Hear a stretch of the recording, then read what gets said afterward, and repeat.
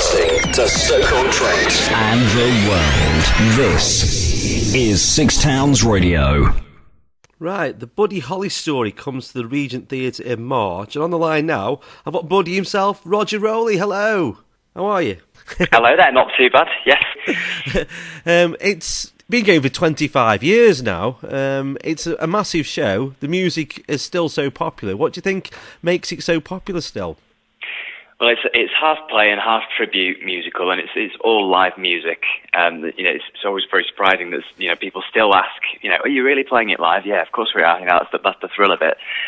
And it's it preserves the legacy of a true pop culture pioneer. You might think that the fan base would be getting older, but it's not. They introduce the old fans introduce it to their grandchildren, and it's a real family show. It keeps renewing itself, and we keep renewing it every time we put it out on the road.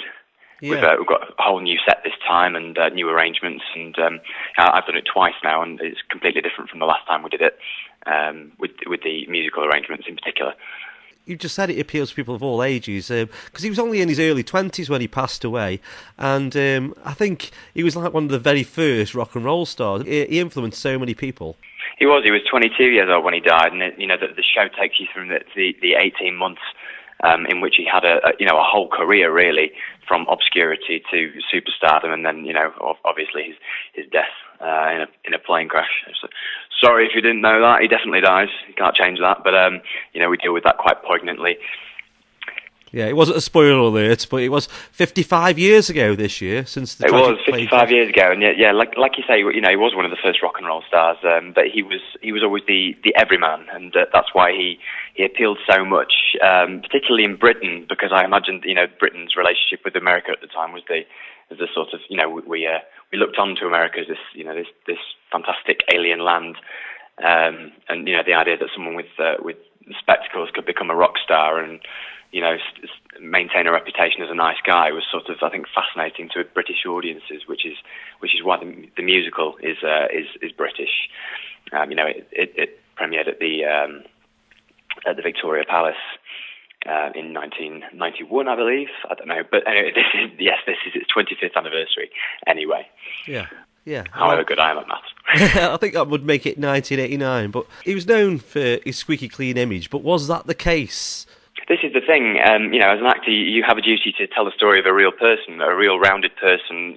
With he starts off as quite a selfish brat, really, in the start of the story, but he quickly learns the ropes and learns how to get the best out of his friends and bandmates.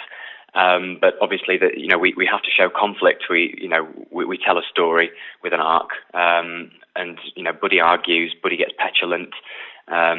He's working it all out, and he gets married to, he proposes to Maria Elena, his wife, after a 5-hour courtship, and we have to be quite careful with that to make sure it rings true, because it was true. But obviously, it's quite an incredible story. And I'm always really interested to see past the legend of the nice guy in spectacles, because it's just so easy to caricature him like that. You've got to be careful when you're in an argument scene that it's that it really does come from the soul. And to do that, you've got to find it. You got to do a lot of reading and pay very close attention to what you're watching on the scraps of footage that exist, and try and find your way in that way. Yeah, well, you mentioned it shows the relationship between Buddy and Maria in real life has given her blessing to the musical. Yeah, she's still very much involved in the everyday workings of the musical. I got to talk to her once in a phone conversation in a previous production of Buddy, which was upstairs at the Gatehouse in Highgate, London, which is sort of that acted as my sort of unofficial audition for the professional tour. But I got to have a bit of a phone chat with her, and she's lovely. She's still very very immersed in the world and the enterprise of Buddy Holly. Do you have a favourite song? I do, yeah. I've got my favourite song to perform is maybe "Baby," but I think my favourite all-time song is "It Doesn't Matter Anymore," because it's sort of, a really, really catchy little pop song, quite upbeat, but it's got like hidden teeth to it. That's what I like about so many of Buddy Holly's songs, is that they seem quite, they're taken cut from the same material as similar pop songs, but there just seems to be so much more there under the surface. Like he sings, it doesn't matter anymore, but really, it does, and really, it's quite a passive aggressive song with, you can tell it's the result of him having gone through so many different, stages of getting over a relationship or whatever.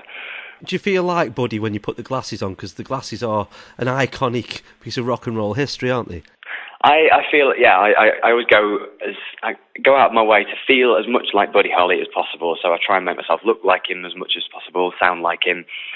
The glasses are always the finishing touch, but I try and forget about them, because it can't all be about. You can easily just play the glasses, There's a good little bit of dialogue where he sort of stands up to his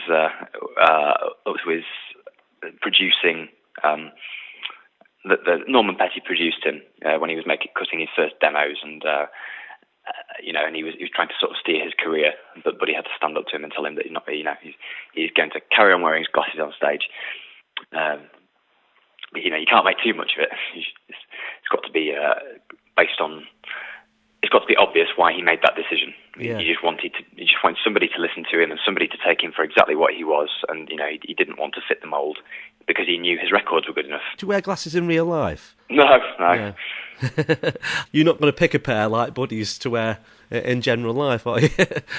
No, but I bought some really nice ones on this tour. I bought some that are just like Buddy Holly's glasses were, and it's so tempting to put them on in public. But I'll never go that far. I'm not that much of a poser. But.